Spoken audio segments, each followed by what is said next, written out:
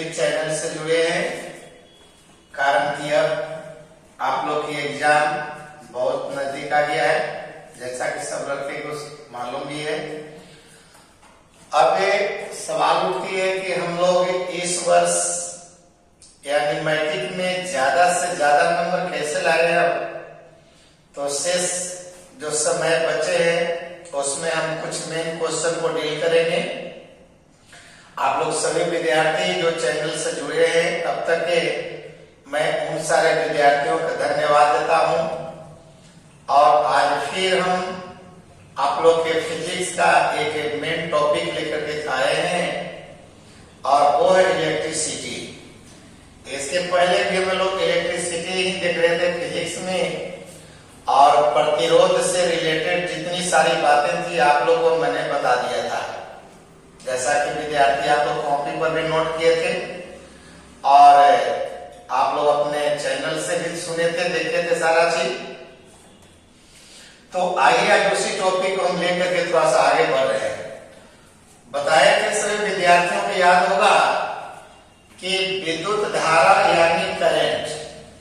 तो विद्युत धारा क्या है, इसके बारे में पूरी कहानी आप लोग सुना दी हमने। अब हमने बतलाया कि विद्युत धारा के मार्ग में जो रुकावट या बाधा उत्पन्न करता है उस कारण का नाम हमने दिया था रेजिस्टेंस। ठीक है जी सब लड़के। अब प्रतिरोध देखिए, जब किसी चालक कार में प्रतिरोध कार्य करने लगा इसका मतलब कि वहां करंट रुकने लगा। अब देखिए करंट जब रुका तो करंट यानी विद्युत ऊर्जा, और विद्युत ऊर्जा बताइए कभी नष्ट होगी, क्योंकि ऊर्जा के बारे में पहले ही बताए हैं कि ऊर्जा नष्ट नहीं होता है। बताए हैं ऊर्जा न पैदा होती है, लेकिन जहां भी ऊर्जा की रास्ता में अगर रुकावट आया तो ऊर्जा भले ही अपना रूप बदल सकता है। तो वो अपना ऊर्जा रूप बदल सकता है, तो ऊर्जा के कई सारा रूप है। अब देखते हैं कि जब किसी तार से लगातार करंट प्रवाहित करते हो तो बताओ तार गर्म हो जाता कि नहीं। कभी कभी तुम देखा टोका फंसाते हो, चिंगारी मारती है। अब सोचिए कि वह चिंगारी आग, अब वो आग की कण से कभी कभी देखते आग भी लग जाता है, सुनते हैं ना। कभी शॉर्ट लग गया तो बोलता है कि शॉर्ट सर्किट हो गया, यानी कि जिसके कारण घर में आग लग गया। आपने देखा जहां पर टोका फंसा रहा था वहां पर देखिए आग पैदा हो गया। आखिर सोचा इसके बारे में कैसे हो जाता है।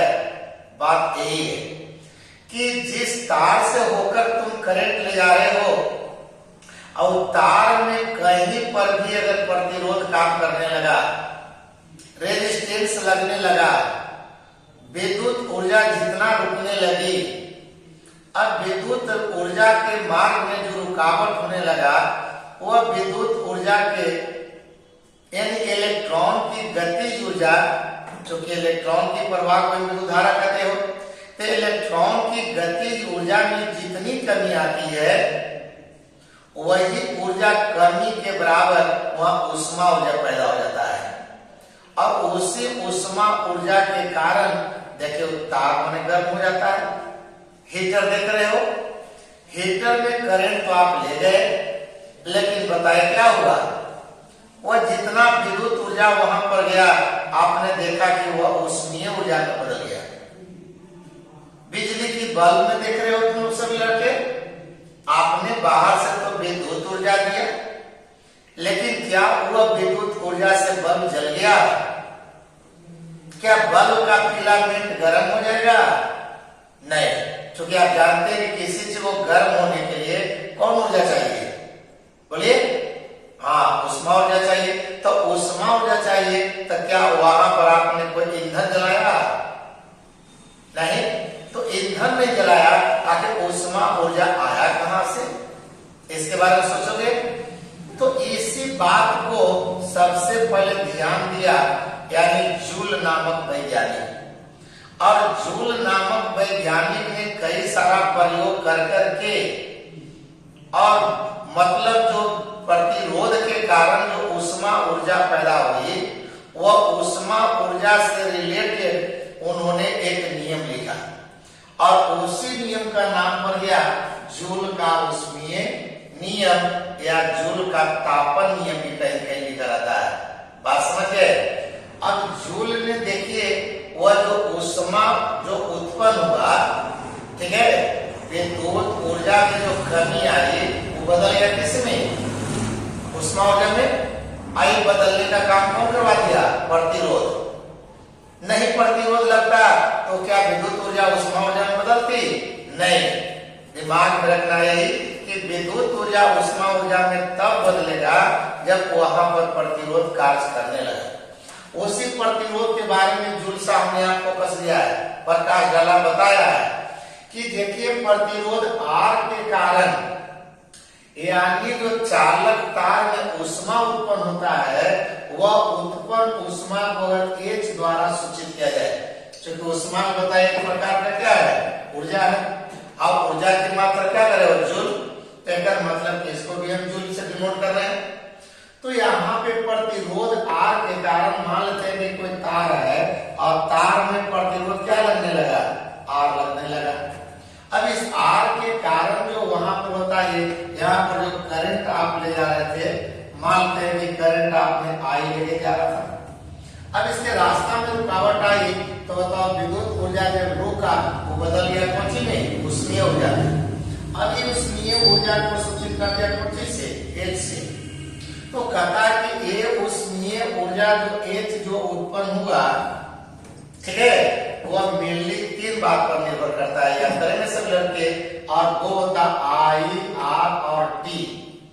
I का मतलब करंट हो गया, R का मतलब रेजिस्टेंस हो गया और T फॉर टाइम हो गया। मतलब कि उस प्रतिरोध R के कारण जो ऊष्मा उत्पन्न होती है वह ऊष्मा तीन बात पर निर्भर करता है और वो होता है विद्युत धारा, प्रतिरोध और समय। देखिए पहला नियम में उन्होंने बोला कि यदि चालक तार के प्रतिरोध और समय एक दोनों को अगर नियत कर दिया जाए, अचर कर दिया जाए, तो यहाँ पर देखिए उत्पन्न होने वाली जो ऊष्मा है वह विद्युत धारा के वर्ग के समानुपाती होता है।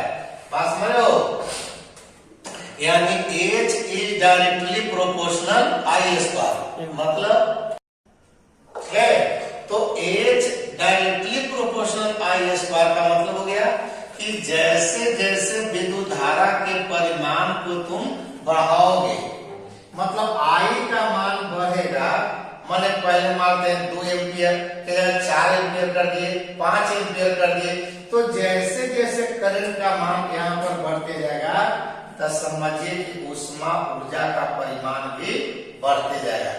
इसलिए जूल ने बताया कि यदि चालक के प्रतिरोध और समय को नियत कर दिया जाए तो प्रतिरोध R के कारण उत्पन्न होने वाली जो ऊष्मा है वह विद्युत धारा के वर्ग के समानुपाती होता है। बस समझ रहे हो? तो एक इनका पहला नियम, चूंकि पहले ही बोलिए कि H जो है निर्भर करा कितने बात पर? तीन बात पर। अब तीन में I R T है, यहाँ पर दो को अगर अचर कर दिया R और T को तो बाकी कौन बच गया? H। अब अक्सर हम लोग साइंस में बताते हैं कि अगर कोई विज्ञान की कारक, अगर कोई फैक्टर एक से ज्यादा बात पर निर्भर करता है तो संबंध बताते समय एक जो फैक्टर को ले चलना चाहिए। एक ही बार अगर सबके साथ अगर रिश्ता जोड़ते हो तो समझने में थोड़ा दिक्कत होती है। तो पहला होता है कि H is directly proportional I square, कब? जब प्रतिरोध और समय को नियत कर दिया गया। दूसरा बात उन्होंने बताया कि अगर विद्युत धारा I और समय T ये दोनों को नियत कर दिया तो अगर मान लेते हैं कि यहाँ से R और मतलब I और T ये दोनों नियत हो गया, कौन कौन? I और T, तो बाकी बच गया R। तीन बात है, यहाँ से अगर लेके चल रहे हो तो एक तीन बात है I और T और दो क्या चल कर देना है, तब पहला मैचर कर दिया किसको? R और T को, तब बाकी बच गया I। तो I के साथ संबंध बता दीजिए। फिर अब लेके चल रहे हो कि आई और टी ये दोनों को क्या कर दिया, अच्छा, तब बाकी बच गया आर। तब वही लिखते हैं कि अगर चालक तार से प्रवाहित होने वाला विद्युत धारा का परिमाण और समय ये दोनों को अगर नियत कर दिया जाए, तब तुम देखते हो कि माने ऊष्मा जो होता है वह प्रतिरोध के समानुपाती रहता है। एच इज डायरेक्टली प्रोपोर्शनल है। माने जैसे जैसे मानते हैं कि अब यहाँ पर आपने 3 को तार लिया, ठीक है, अब तीनों में करंट मेरा आई, यहाँ पर आई, समय टी, समय टी, समय टी, लेकिन तीनों का प्रतिरोध मान के इसका प्रतिरोध R1 है, इसका R2 है, इसका R3 है। अब यहाँ पर देखना है कि जिसका प्रतिरोध का मान जितना ही ज्यादा होगा, अब यहाँ R1, R2, R3 पर निर्भर करता है, कारण कि इसको तो नियत कर दिए, तो बाकी यही ना तीनों बच गया है। तो कहता है कि जिस तार का प्रतिरोध ज्यादा होगा, लेकिन H is directly proportional R, मतलब जिस तार का प्रतिरोध ज्यादा होगा वहां पर ऊष्मा ऊर्जा ज्यादा उत्पन्न होगा। बात समझ रहे हो? इसका मतलब जैसे कहता है तुम लोग ये हीटर है, अब हीटर में कहता है कि नाइट्रोन की तार का प्रयोग करता है, क्यों? इसलिए कि उसका प्रतिरोध उच्च है। अब प्रतिरोध उच्च रहेगा तो वहां पर देखिए विद्युत ऊर्जा जब जाएगा तो उष्मीय ऊर्जा में ज्यादा से ज्यादा उत्पन्न हो जाएगा।